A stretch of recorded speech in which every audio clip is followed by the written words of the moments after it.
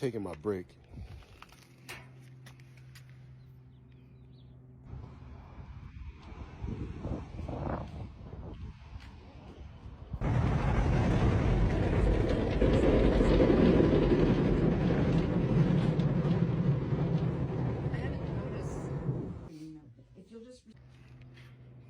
This weather got me in a hoodie and shorts. It's that time of year. Taking my break.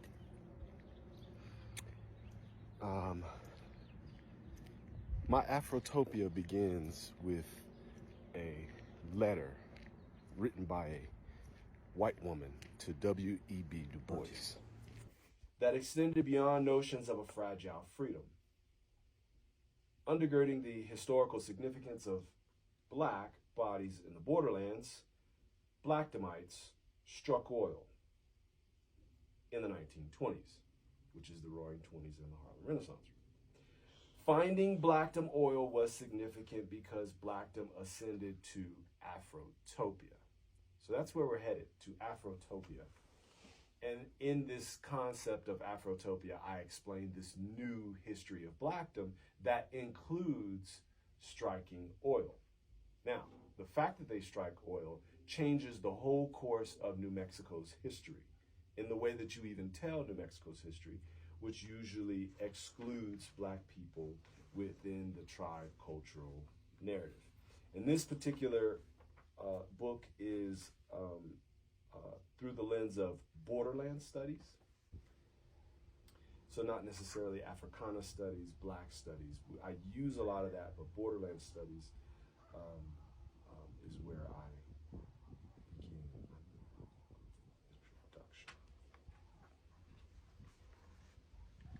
introduction. On September 1, 1920, the Roswell Daily Record reported Blackdom location made. The location for the deep test well at Blackdom south of the city has just been made. This well will be drilled a quarter of a mile west of Blackdom, and the derrick is now under construction.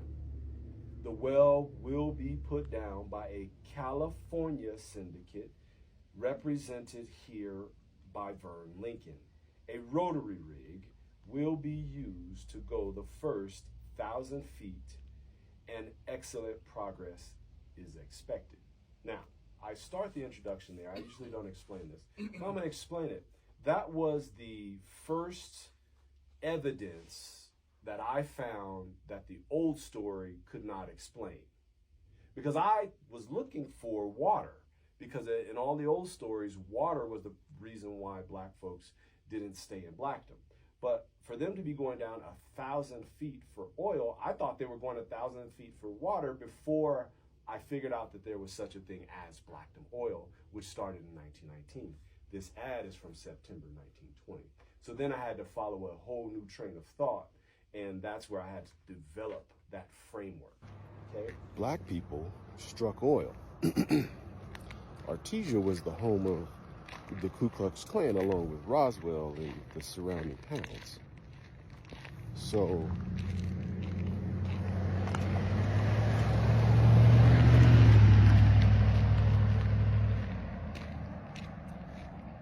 I'm going to go to that framework that helped me now understand this new idea of black people in the borderlands striking oil, not just there as a refuge, not just there because somebody forced them to, like white people or that kind of thing. No, they self-segregated after the Plessy decision had already established that they were equal under the law.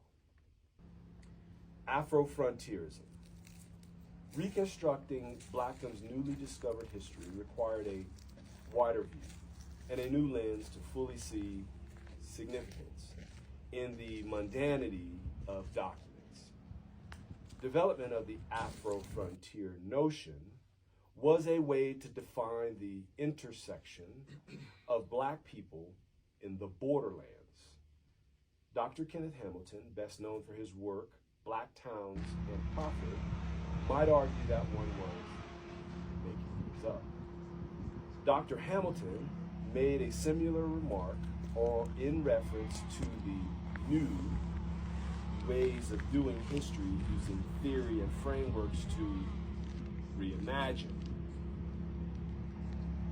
Between sessions at the 2019 Western History Association Conference, I asked Dr. Hamilton how he saw the profit motive in the development of black towns when others couldn't.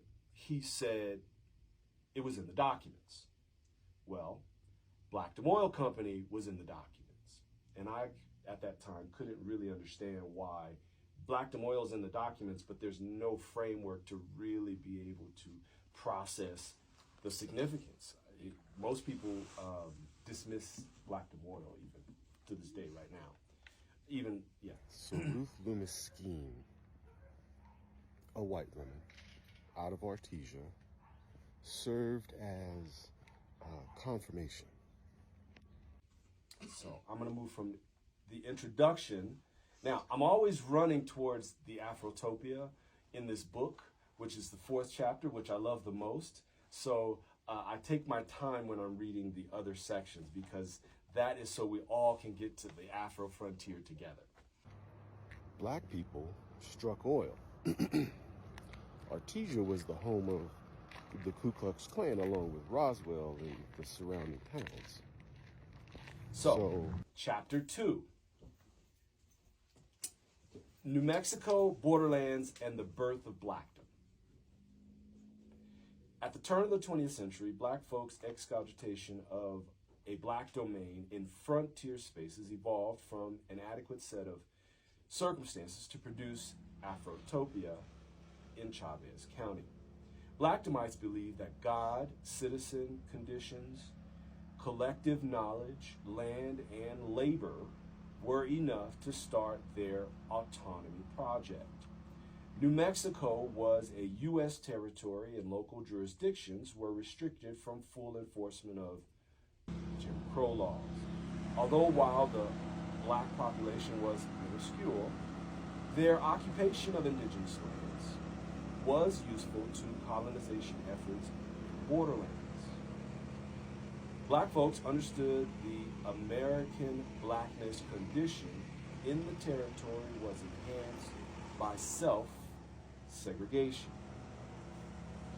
The Blackton Townsite Company was part of the scheme to harness black power at the intersection of black ministers, black military personnel, and black Freemasons. Moreover, incorporation helped erect a corporate veil, separating Blacktomites from the unique conditions of American blackness in New Mexico. To participate unencumbered in generational wealth creation during boom times. So now we get to go to Afrotopia. So the Afrotopia has confirmation by a white woman. Now, I use the term Mexico's northern frontier. I'm not going to read that section because I want to hurry up and get but Mexico's northern frontier is my way of hinting that I'm not looking at this as the West. I'm looking at this as the borderlands, and I'm signifying that indigenous peoples are important. All of the immigration that came through the 1800s and 1900s are important to this story of blackdom. So that's why if you do end up hearing Mexico's northern frontier, that's what I'm describing. So in reality, was she really an ally? That's my question. Or did her allyship put blackdom in danger? That's my real question. Chapter 4, Afrotopia. Blackdom, Du Bois, and descent into Afrotopia. The Afrotopia, referred to in this chapter, the first of 3 parts, begins in a state of surrealism influenced by the omnipresence of W.E.B. Du Bois's The Souls of Black Folk and a July 1920 letter written to him from Ruth Loomis Skeen, a white woman. She happened to live 20 miles south of Blackton at the start of Blackton's transition during the Harlem Renaissance. At the time, Du Bois was editor of The Crisis magazine, aimed at the betterment of black folks, as well as an outlet for the NAACP. Blackton, an Afrotopic paradigm, was officially platted as a town in May of 1920, and further matured as an investment that included oil royalties.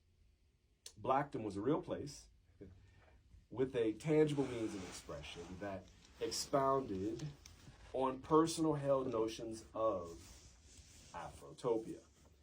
Ontologically, Blacktonites exceeded the goals of black liberation theology as well as Ethiopianism between 1903 and 1920. On the precipice of boom times during an age often referred to as the Roaring Twenties, Ruth Loomis Skeen's letter to Du Bois therefore functions as a testimonial to Blacktonites' successful articulation of Afrotopia, a tangible means of black expression during a period of black renaissance. Employing Du Bois's work in a surrealistic conversation with Skeen's observation, this chapter details Blackton's first decade while maintaining Blackton's full trajectory expressed in Skeen's letter. Blacktonites could not predict the weather or the events of the next day. It was inconceivable that they could foresee what would happen over the course of the first 2 decades, in part due to the miseducation of black folks. We must enter Blackton's Afrotopia behind the Du Boisian veil of blackness. Knowing that Blacktonites had a belief that a good man's steps were ordered by God, in short, according to their belief system, provided one was willing to apply Christian as well as Masonic ideals and concepts to the collective experience of blackdom, God would bless them for their faithful endurance without knowing the future. Blacktonites assumed success was inevitable after the trials and tragedy of desert homesteading guaranteed by God's promise. In the borderlands, Blacktonites had faith in divine sovereignty that was sure to come. And next, why does Afrotopia start that way? Because she saw Blacktonites shining, but she had no idea what was going on the inside. On the inside, they had struck oil, but what she saw was very much more simpler. And next is Ruth Loomis Skeen's letter. But before I read it, is anyone familiar with the state legislator named Skeen? Joseph Skeen. Joe Skeen. You familiar with him? Okay. I wonder, and this is what I'm trying to find out now, if Ruth Loomis Skeen, who was located 20 miles south of Blackton, is the same relative of Joseph Skeen, who was a New Mexico legislator starting in 1912 when New Mexico became a state. His name is now on the building in Chavez County where all of this happened. So it's the Joseph Skeen building, I think it is. I don't know his middle name, but Joseph Skeen. And her husband was a Skeen who was a legislator. So her husband was a physician in Artesia. And she also, we'll talk about that later. But Ruth Skeen, she's important to the story because she is writing poems herself, and one of her famous poems was Dark Lover. But she's a white woman talking about a dark lover, and that ends up in the book too. But we're not there yet. Is Loomis her maiden name? Loomis is her married name. Okay. Yes. Ruth Loomis Skeen. Ruth Loomis Skeen. So I think she was Loomis first. I think. We just found all those information. I have greatly enjoyed the sample copy of The Crisis. And if you will send me 2 or 3 copies of The Brownie Book, a literary magazine aimed at African American children, I will take them with the sample of The Crisis and visit a colored settlement near here and endeavor to secure subscriptions for your good magazine. There are not many colored people in this part of our state, although we have many Mexicans, and the race feeling against them is quite bitter. They are not allowed to enter a white barbershop nor eat at a white man's eating place. However, in the northern part of the state, they own a good deal of property and are well educated and hold positions of trust and honor. Our governor is a Spanish American born in Old Mexico. And that's 1920, so we'll figure out who that governor is in a minute. Of course, historically, the Spanish people have a perfect right here, and there are persons in the state possessing a fair attitude towards them. But they are only what English writer John Ruskin calls a little group of wise hearts in a wilderness of fools. Near here is a settlement of Negroes, a little town called, in quotes, Blackdom, consisting of farmers who have wrenched every bit of good out of our bitter soil. They are quiet, good citizens, and molest nobody. They have had little chance for the cultural things of life, and I believe they would welcome an opportunity to take your papers and magazines. Of course, they may already know about them. They have a little school and a church. At any rate, I will be glad to go over in my car, so there are cars in 1920, I just want to make that clear, and take them the books. I have lived among Negroes all my life.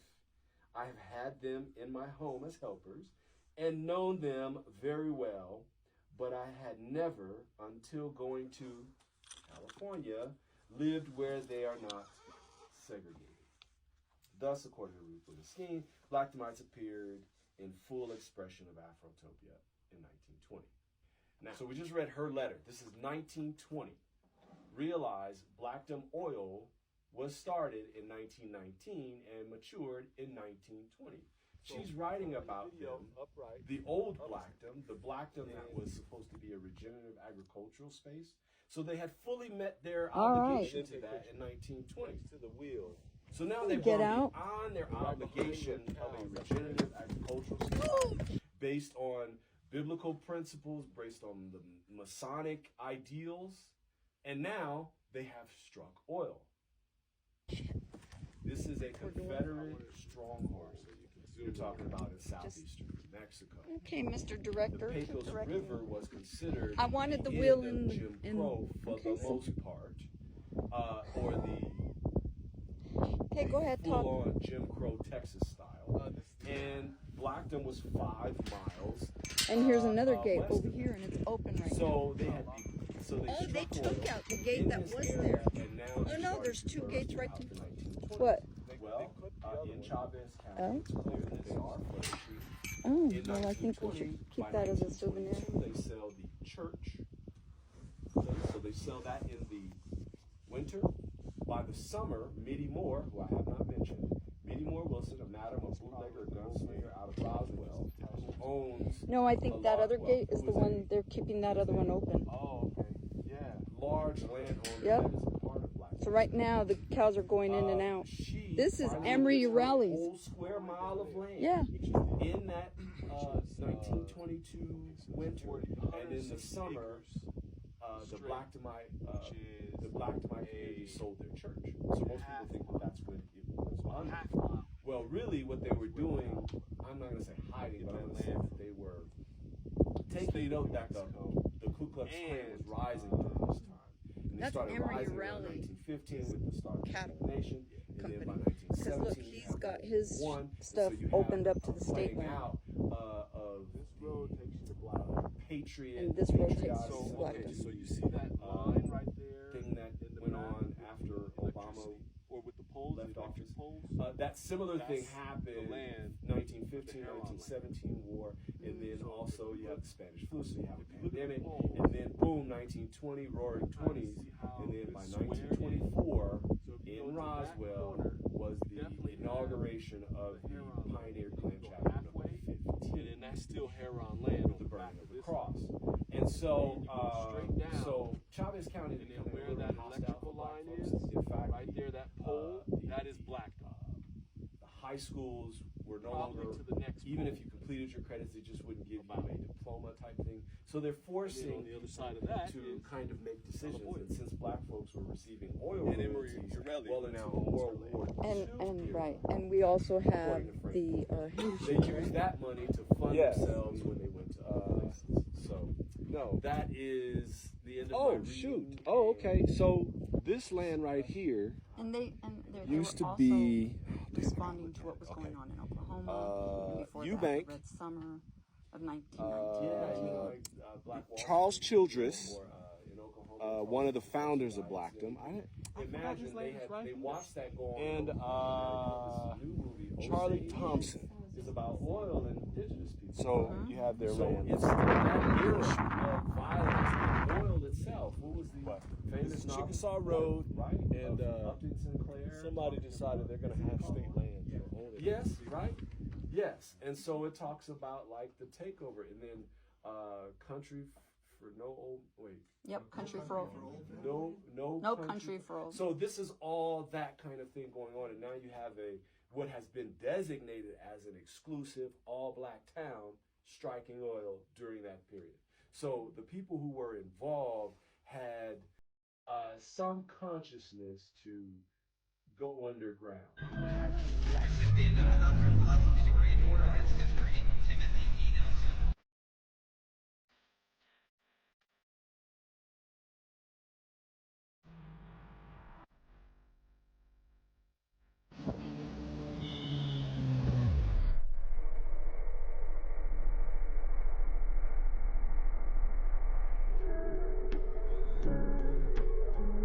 Get her gone, we can watch the party die.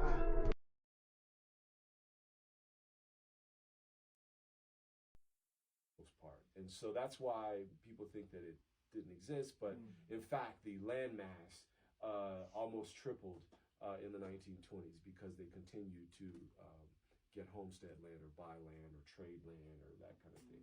But they had to do it with the Klan taking over the administrative state of Chavez County and Roswell and so on.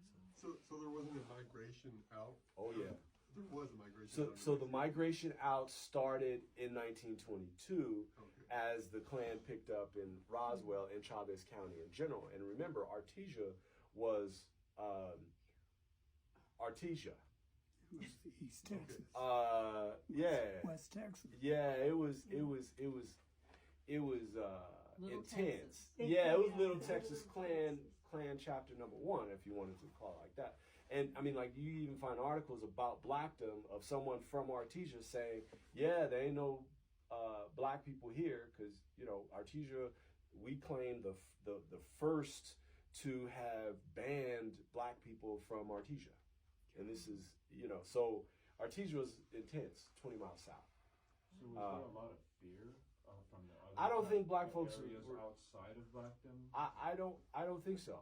No? I think it was kind of like, do you fear now? Like currently, you know, with us not having a House Speaker? Do you get what I'm saying? Like these things are happening, you know they're happening, there may be some anxiety, but you're getting done what you need to get done and you're thinking Still gotta about your pay the bills. You see what I'm saying? We had you know, a thing like a January 6th, and people just went to work next day. Okay, all right, it was a coup, so all right. Next, let me go to Trader Joe's. Same thing. You know, it's just 100 years ago. It's a lot easier to ignore. It's not on your Facebook feed, right? So are you saying that everyone just went ahead and left after all of that? I'm gonna say they made different decisions. Some of them, it appeared that they left, but really they just didn't engage like they used to. Because remember, but Blackdom was a dual residency situation. So the idea was to have a house in Roswell and have a ranch in Blackdom. So that dual residency situation was complicated by the rise of the Klan. You know, so there's a lot of pieces to that. So what you would have is a separation of black folks, because now there's some who said, nah, I ain't going in Roswell. I'm staying here. Like Clinton Ragsdale, he would just rather stay out in Blackdom and never come to Roswell. That was just kind of what was going on with him. But he was born under the institution of slavery, so he saw the rise of the Ku Klux Klan before he even came here. So at that point, he was just like, I'd rather just stay in a tent. He didn't have to stay in a tent, but you know, if he had to, He's probably like, oh, these That's guys where are he soft. yeah, This yeah, KK is soft. yeah.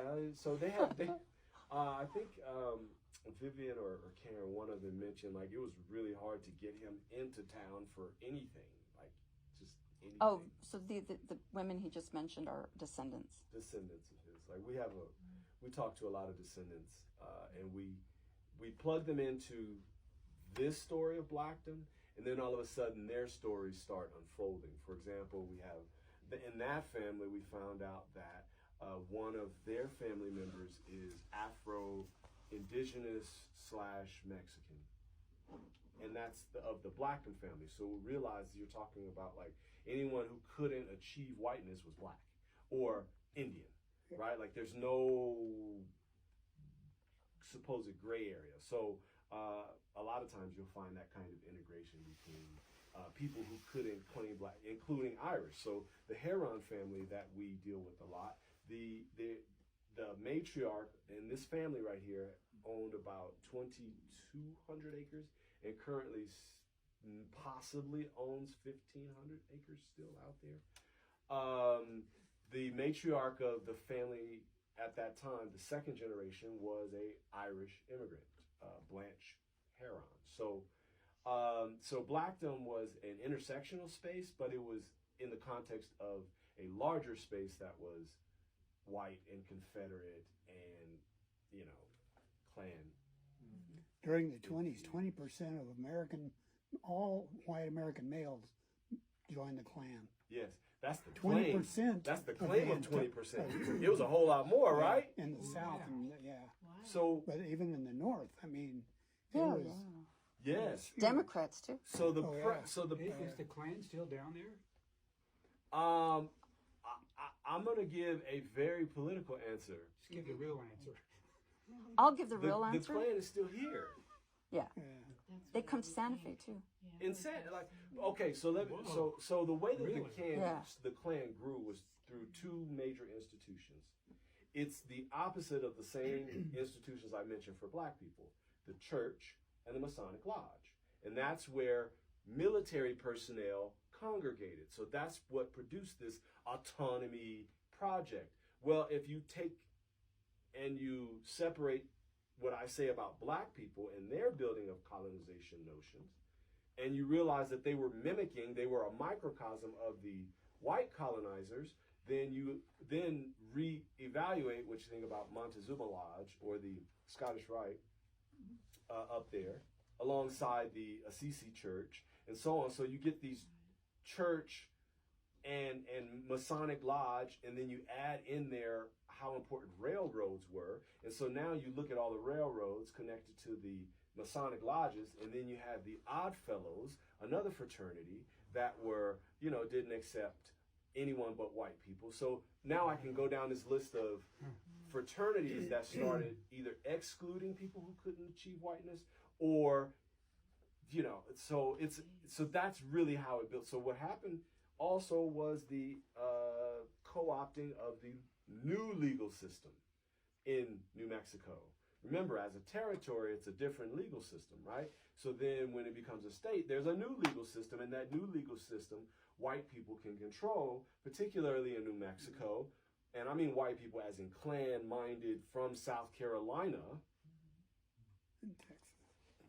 and Texas. But New Texas, York, those and- people are also coming from other places too, because what they're trying to do is colonize the West with a white supremacist narrative.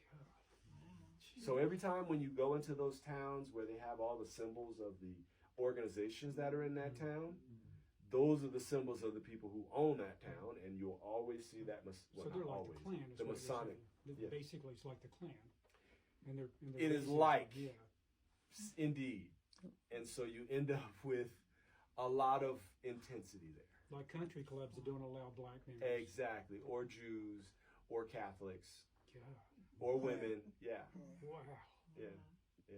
You never think about those things if Mhm. you're white. What do you know about the parallel black thing that happened around Stanley? There was a bunch of homesteading going on there too. Stanley, New Mexico. Yes, That's interesting. and I don't. You know, it's interesting because Bruce King and Tony Anaya's family had ranches there, and they both went to grade school together in Stanley. Okay. I don't think there is a grade school in Stanley anymore, Okay. but there was black homesteading around the Stanley area. I got it. too. I'll never forget that. Stanley. Okay. Yeah. All right. Stanley. There's also some Maybe folks in my Trampas. family. There's some Trampas? folks in Oregon, the Oregon Mountains, and the Mesa over there in the Oregon And Mountains. Tularosa and- To the, yeah. Yeah, there's, in other words, for all of the sparsely populated or even isolated people or groups of people who could be considered black or considered, because we're starting with race doesn't exist. We're starting with it being a condition created by people who consider themselves white, right? Like white as if it is a thing. Okay, so yeah, where was I? What was I going with that? I was thinking about something else. Go ahead. When just a theory that popped in my head, but wouldn't the drafts of World War I and World War II also be disruptive towards blackdom and? I visited that question. Yeah. So, okay, so if you read the old story, they talk about 1916 being a period of drought, that black people had to move out of blackdom, and this is usually what they consider the fall.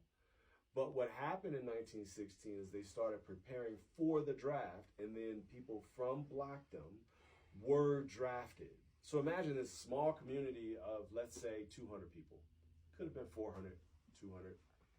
But their children are being drafted. Well, let's say there was a drought. What ended up happening, no matter what, because there was a world war and NIMBYs in Roswell, where are people being drafted from? It's in the Roswell Daily Record. So remember, I told you they had that dual residency of being in Roswell and being in Blackton. Well, basically all of the mental and social and political capital and might was shifted to Roswell, and Blackton was kind of left there to be what it was, which was land that they owned, and they didn't really, I'm not going to say worried about it, but they focused on Roswell, right? So did it disrupt? Sure. It disrupted because they had to now focus on being in Roswell, which was a Klan territory.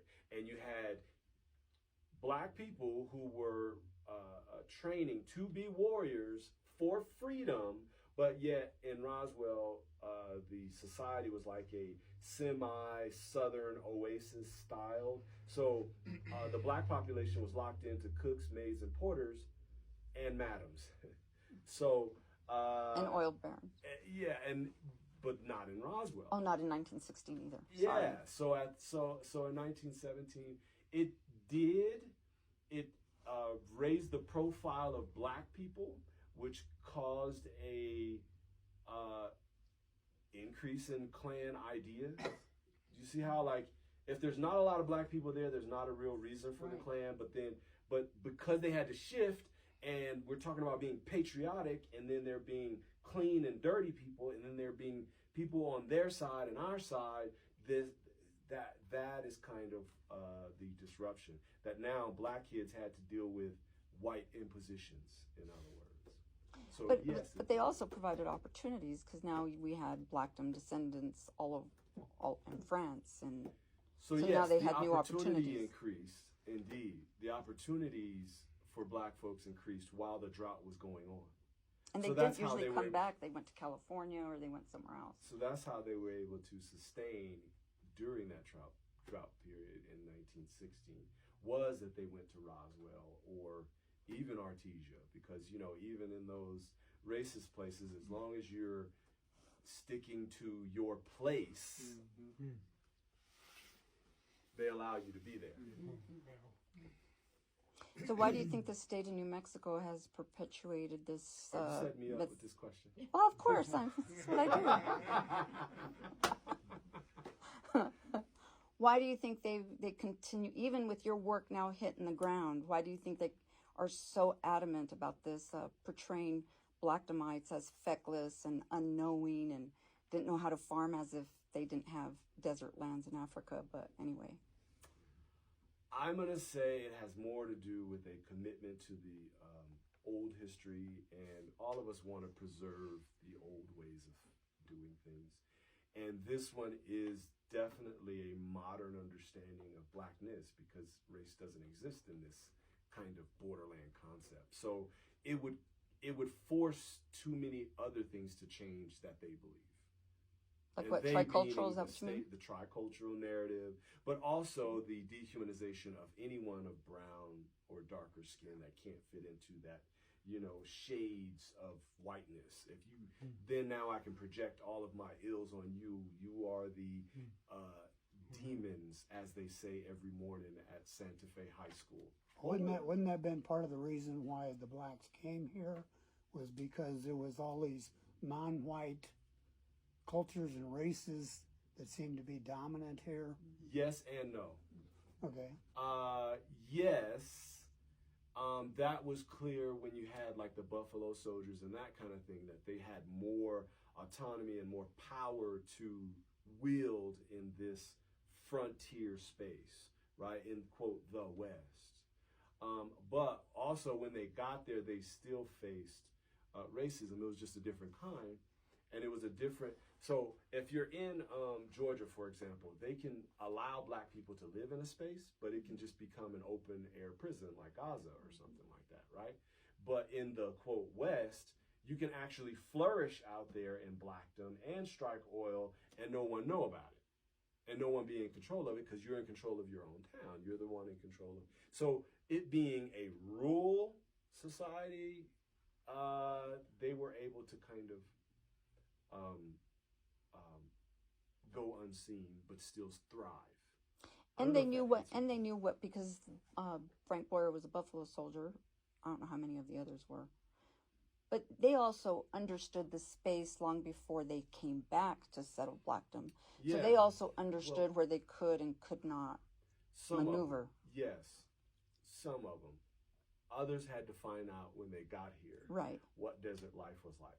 You know, because if you're coming from North Carolina and you've been farming for generations in North Carolina, you're gonna have to figure out, you know, water and a new way of describing chili. Well, not only that, they could end up being in conflict with some indigenous people to the east of blackdom, or what I'm saying is relations were so complex and chaotic. They had to learn really quickly where they fit in the different spaces of the borderlands. And the beauty of and so it was complex. And the beauty of blackdom was it was able to squeeze in between all of that. And wasn't Boyer's The infantry, weren't they border patrol? Yes. Frank Boyer was a Buffalo Soldier, and he helped plat Fort Huachuca. He also helped plat Clovis, New Mexico. So in his younger years, Fort Huachuca, he's a military man. Then by the time he gets to blackdom, he is military man, Freemason, and a minister, and he's also the peace officer in blackdom. So part of the reason was to come here to get away from the South, but when they got here, they figured out it was even more the South. When you think in terms of southeastern Roswell, New Mexico. that's what I mean. That's not typical New Mexico.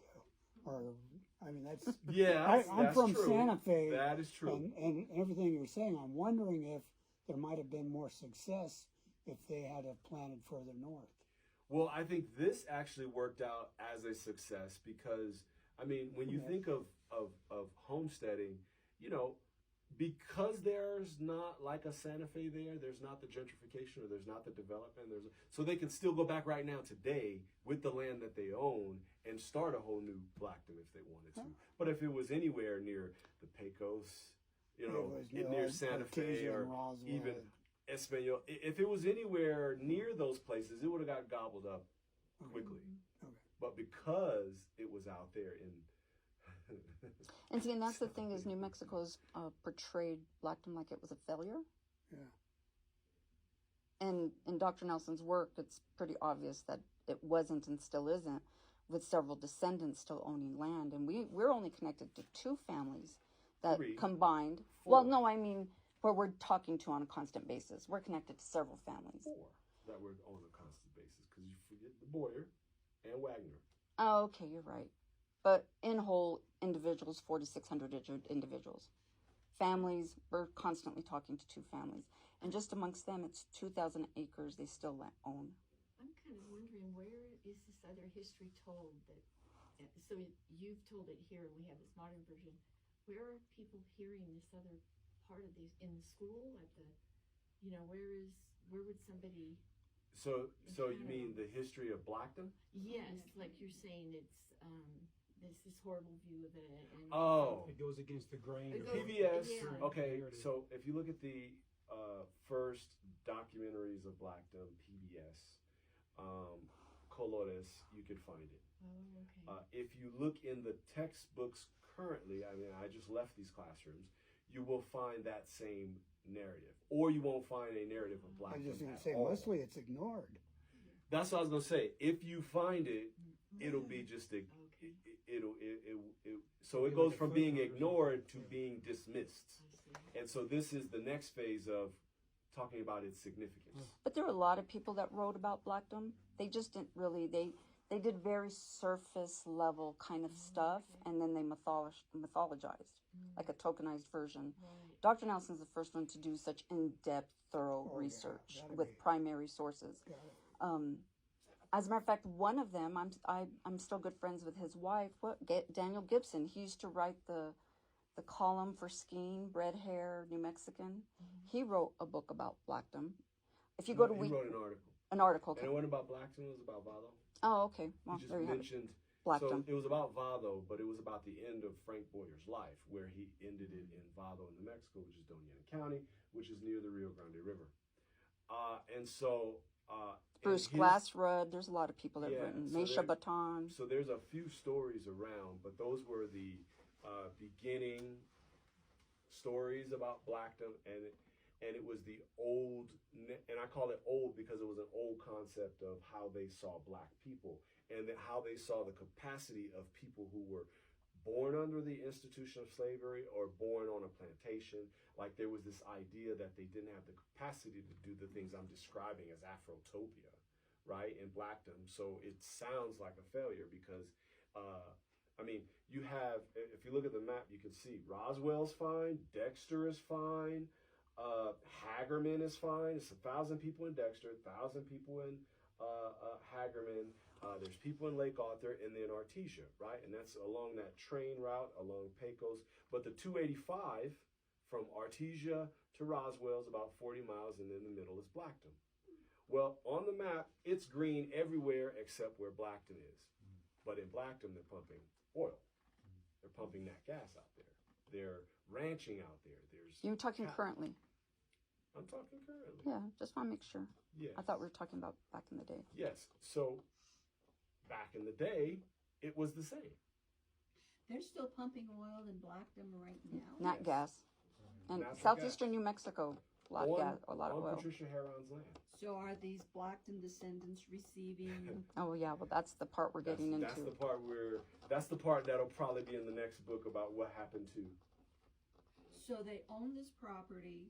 There's still oil being pumped out of there, but they're not getting any residuals, allotments. They're not. Because they didn't own the mineral rights. No, No, they they do. did, and they still do. What happened was there's two homesteads. Yeah, we're good with that. Okay, cool. Excellent. And that's it. Right. Yeah. Well, what do you think? We went to go find, those little acrylic. And goes down. There's a San Angelo, Texas. There's a Black Madonna down there. Yes. Yeah. Yes. And when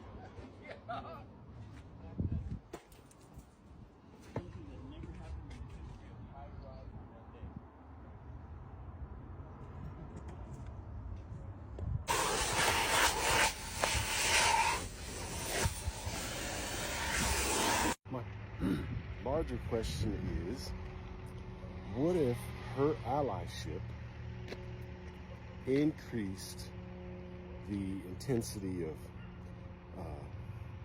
pressure by white people in Blackton?